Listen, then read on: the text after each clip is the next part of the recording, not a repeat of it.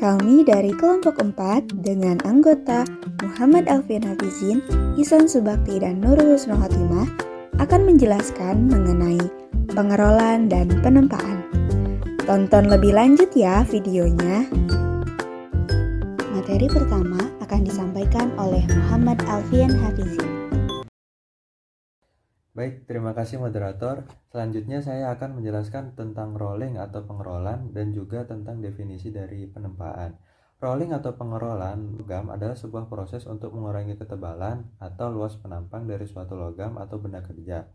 Deformasi dari proses ini akan menyebabkan benda kerja bertambah panjang, sedangkan luas penampang atau ketebalannya akan berkurang. Proses rolling ini banyak digunakan pada proses pengerjaan logam karena memberikan kemungkinan untuk memproduksi produk akhir yang berkualitas tinggi dan mudah dikontrol. Penempaan adalah proses pembentukan logam secara plastis dengan menggunakan gaya tekan atau mengubah bentuk atau ukuran dari logam yang dikerjakan. Proses tempa biasanya dilakukan dengan dua cara, yaitu pengerjaan panas atau hot working dan pengerjaan dingin cold working. Dilakukan dengan manual atau menggunakan mesin hidrolis karena bisa membuat tekanan yang lebih tinggi dan membutuhkan tenaga yang lebih besar. Terima kasih. Materi selanjutnya akan dijelaskan oleh Nurul Husnul Khotimah. Di sini saya akan menjelaskan mengenai jenis-jenis pengerolan dan penempaan. Yang pertama, kita bahas terlebih dahulu mengenai jenis-jenis pengerolan. Jenis-jenis pengerolan ada dua, yaitu pengerolan panas dan pengerolan dingin.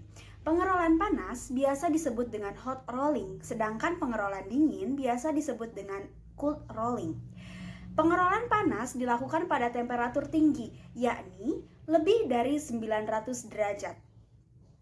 Atau di atas temperatur rekristalisasi. Biasanya diperoleh bentuk batang, plat, atau lembaran. Deformasinya tidak menyebabkan terjadinya penguatan logam. Nah, sekarang pengerolan dingin atau cold rolling dilakukan pada temperatur rendah atau di bawah temperatur rekristalisasi. Terjadinya tegangan dalam logam, kekerasan dan kekuatan meningkat. Jadi, antara pengerolan panas dan pengerolan dingin lebih dianjurkan menggunakan pengerolan dingin karena pada deformasi sangat bagus menggunakan pengerolan dingin. Sekarang kita lanjutkan dengan membahas jenis-jenis penempaan. Jenis-jenis penempaan itu sangat banyak, tetapi di sini saya akan mengambil dua contoh saja, yaitu penempaan palu dan penempaan timpa. Penempaan palu adalah penempaan tertua yang dikenal. Penempaan ini biasa dilakukan oleh tangan yang dilakukan oleh pandai besi atau pengrajin besi. Sedangkan penempaan timpa itu rata-rata oleh mesin. Bedanya penempaan palu dan penempaan timpa terletak pada jenis di yang digunakan. Penempaan timpa menggunakan jenis di tertutup, sedangkan penempaan palu menggunakan jenis di terbuka. Baik, materi terakhir akan disampaikan oleh Ihsan Subakti. Dari pengerolan dan penempaan tentunya ada kelebihan dan kekurangan. Kelebihannya yaitu seperti yang ada di kanan saya. Yang pertama, bebas dari tegangan sisa. Yang kedua, sifatnya lebih homogen.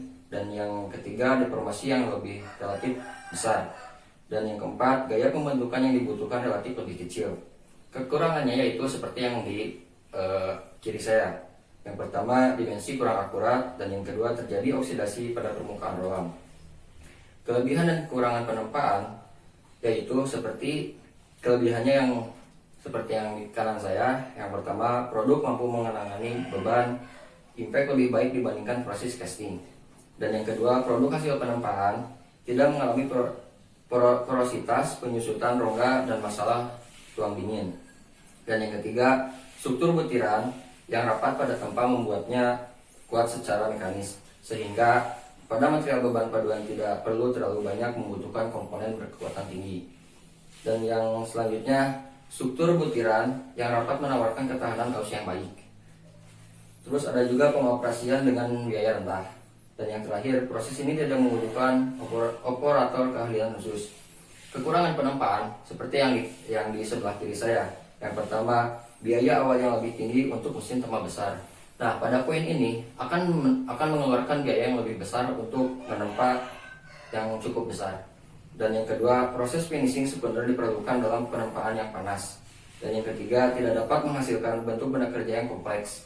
Yang keempat, ukuran benda kerja terbatas karena mengikuti ukuran penempa. Dan yang terakhir, logam yang gekas dan rapuh tidak bisa dilakukan penempaan. Mungkin itu saja yang bisa saya sampaikan dari kelebihan dan kekurangan pengerolan dan penempaan. Terima kasih.